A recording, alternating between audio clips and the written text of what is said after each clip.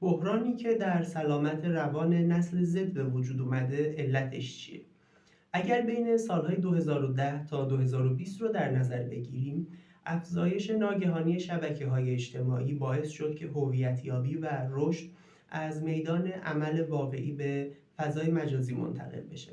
در نتیجه نوجوان به جای تعامل اجتماعی، بازی و رشد مهارت در معرض بازخوردهای مجازی و دلبستگی‌های شکننده مجازی قرار گرفت.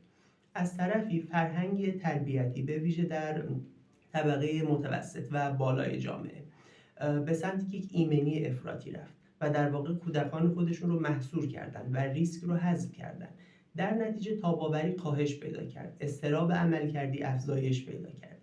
در واقع میتونم بگم ما اومدیم از سر ترس و وسواس خودمون کودکانمون رو از دنیای واقعی تبعیدشون کردیم و آنها رو در یک سری پناهگاه‌های مجازی زندانی کردیم و حالا ازشون میپرسیم که چرا اینقدر ضعیف، شکننده و مضطرب شدید. درباره مداخلات پیشنهادی در بخش بعدی بحث میکنیم.